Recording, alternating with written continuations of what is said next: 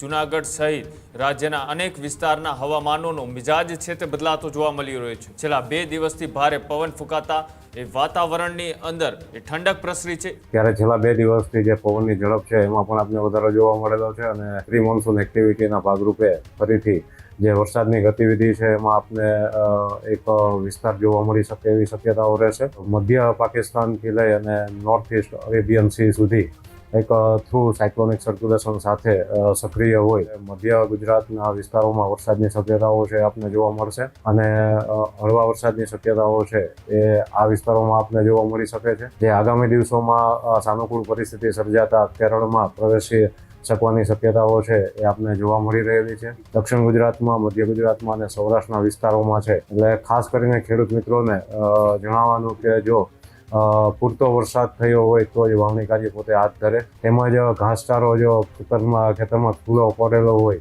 તો એને યોગ્ય જગ્યાએ સંગ્રહ કરવાની એક સલાહ આપવામાં આવે છે અને 4 જૂન સુધી છે તે તાપમાનમાં છે ઘટાડો આપને જોવા મળી શકશે, જેને લઈ અને ગરમીમાં આપને રાહત મળશે, પણ સાથે ભેજનું પ્રમાણ વધારે હોવાથી આપને બફારાનો સામનો છે એ આગામી દિવસોમાં આપને કરવો પડી શકશે।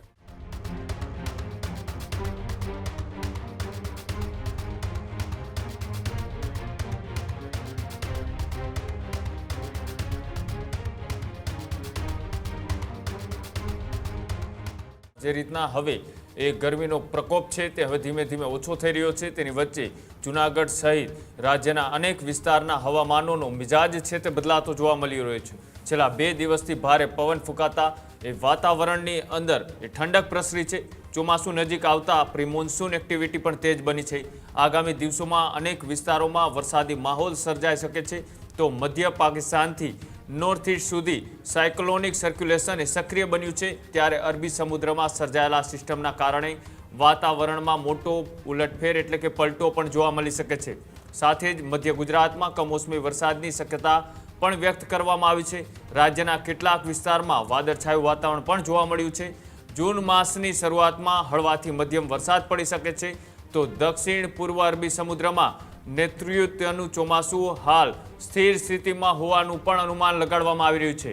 જૂનના પ્રથમ સપ્તાહમાં દક્ષિણ ગુજરાતમાં વરસાદી માહોલ જામે તેવી પણ શક્યતા છે। હવામાન વિભાગે પવનની ગતિ એ સામાન્ય કરતાં વધુ રહેવાની પણ આગાહી છે તે કરી છે। દરિયાકાંઠાના વિસ્તારમાં ખાસ સાવચેતી રાખવાની પણ સૂચના છે તે આપવામાં આવી છે। જે રીતનું રાજ્યના વાતાવરણની અંદર એકાએક હવે પલટો જોવા મળી રહ્યો છે, કેમ કે મોસમ બદલાઈ રહી છે। ઉનાળામાંથી હવે શિયાળાનો સમયગાળો નજીક આવી રહ્યો છે, ત્યારે ભેજવાળા પવનો અને સાથે સાથે કમોસમી વરસાદ જેવું વાતાવરણ એ સર્જાયેલું રહે તેવું અનુમાન લગાડવામાં આવી રહ્યું છે અને સાથે જ જૂન માસની શરૂઆતમાં જ હળવાથી મધ્યમ વરસાદ પડવાની પણ શક્યતા છે તે વ્યક્ત કરવામાં આવી રહી છે। આ પ્રી મોન્સૂન એક્ટિવેટ અત્યારે તેજ જોવા મળી રહ્યું છે। રાજ્યના અનેક વિસ્તારોની અંદર ક્યાંક વાદળછાયું વાતાવરણ તો ક્યાંક ભારે પવન છે તે જોવા મળી રહ્યો છે અને આગામી જે ચોમાસાની પરિસ્થિતિ છે તેને લઈ હવામાન વિભાગ દ્વારા શું કહેવામાં આવ્યું તે પણ જોઈએ। હાલ આપણે જોઈએ છે કે છેલ્લા 2 દિવસથી વાતાવરણમાં એક બદલાવ આવેલો છે। ખાસ કરીને જ્યારે નૈઋત્યનું ચોમાસું જ્યારે નજીક છે ત્યારે છેલ્લા 2 દિવસથી જે પવનની ઝડપ છે એમાં પણ આપને વધારો જોવા મળેલો છે અને આકાશ છે એ અંશતઃ વાદળછાયું છે એ આપને જોવા મળેલું છે।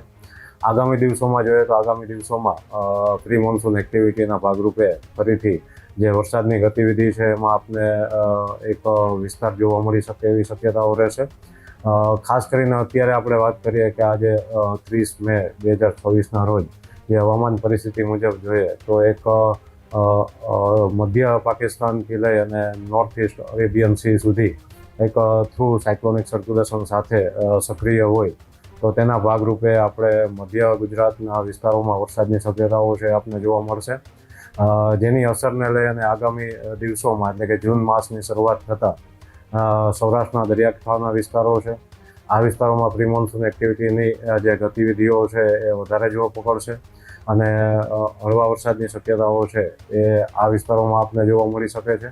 ત્યારબાદ ધીમે ધીમે જે નૈઋત્યનું ચોમાસું હાલ આપણે જોઈએ તો અત્યારે દક્ષિણ પશ્ચિમ અને દક્ષિણ પૂર્વીય અરબી સમુદ્રમાં સ્થિત છે, જે આગામી દિવસોમાં સાનુકૂળ પરિસ્થિતિ સર્જાતા કેરળમાં પ્રવેશી શકવાની શક્યતાઓ છે એ આપને જોવા મળી રહેલી છે।